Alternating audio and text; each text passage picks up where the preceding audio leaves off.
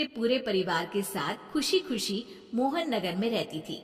उसकी दो बहुएं थी, पल्लवी और शिवानी। एक दिन दोनों बहुएं रसोई में काम कर रही होती है कि तभी उनकी सास सुषमा उन्हें बुलाती है। अरे बहू, जरा इधर तो आना।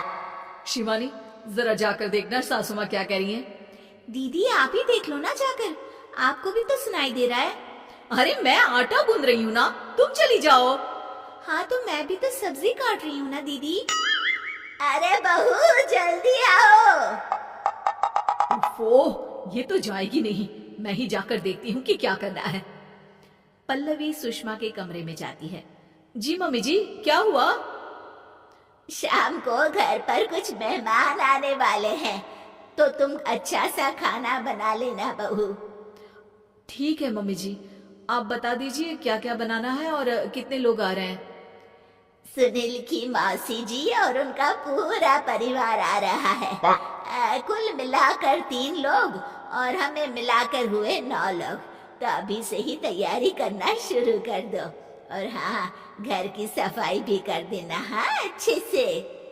जी मम्मी जी, सब काम हो जाएगा, आप चिंता मत कीजिए।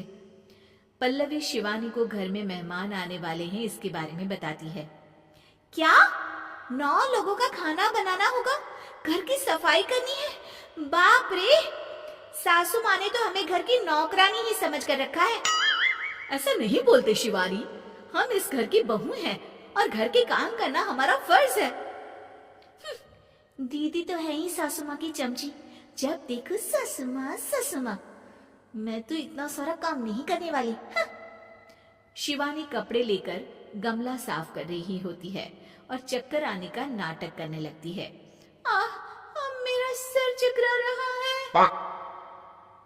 तभी वहां पल्लवी और सासू माँ जाते हैं। अरे बहू, क्या हो गया तुम्हें?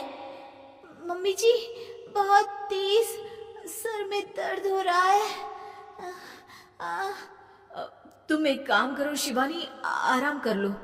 नहीं नहीं दीदी, घर में मेहमान आने वाले हैं, मुझे आपकी मदद करनी चाहिए। अरे कोई बात नहीं शिवानी, तुम आराम कर लो, मैं सब काम कर लूंगी। ठीक है दीदी, अगर आप इतना कह रही हैं तो आराम कर लेती हूँ।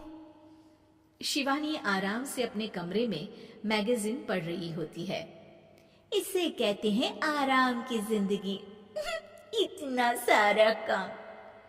चलो सारा काम खत्म हो गया, शिवानी को देख आती हूँ। शिवानी अपने कमरे में ईयरफोन में गाने सुनते सुनते सो जाती है और उसके साइड में मैगजीन भी रखी होती है। पल्लवी वहां आ जाती है और वो सब देखती है। ओहो, तो मतलब सब काम चोरी का बहाना था। अभी बताती हूँ इसको। घर का सारा काम मुझे करना पड़ा और ये महारानी यहाँ मैगजीन पढ़ रही है, गाने सुन रही है। पल्लवी रसोई से एक प्लेट और चम्मच लेकर आती है और शिवानी को थाली बजाकर उठाने लगती है। शिवानी अचानक से उठती है। उठ गई महारानी, गाने भी सुन लिए, मैगजीन भी पढ़ ली। तुम तो बहुत बड़ी झूठी निकली शिवानी। तुमने सर दर्द का बहाना बनाया ताकि काम करने से बच सको। हाँ बनाया बहाना, तो क्या करती, इतने सारे काम करती। मुझे कोई शौक नहीं है चापलूसी का। क्या चापलूसी? तुम्हें लगता है कि मैं सारे काम चापलूसी के लिए कर रही हूँ? और नहीं तो क्या। तभी वहां सासू माँ आ जाती हैं। अरे बहू, वो लोग बस आने ही वाले हैं, तुम तैयारियां कर लो। जी सासू माँ, तुझे तो मैं बाद में देखती हूँ। सब खाना खाने बैठते हैं और खाना शुरू करते हैं। तभी सुनील की मौसी बोलती है। वाह भाई वाह, खाना तो बहुत ही अच्छा बना है सुषमा जी, एक एक चीज में क्या स्वाद है। ये सुनकर शिवानी मुंह बना लेती है। उसे अपनी जेठानी की इतनी तारीफ रास नहीं आती। आपकी बहुएं तो बहुत ही अच्छा खाना बनाती हैं। हाँ, बनाती तो दोनों ही अच्छा है, पर आज ना ये सारा खाना बड़ी बहू ने बनाया है। छोटी बहू की तबीयत ठीक नहीं थी, सो इसलिए।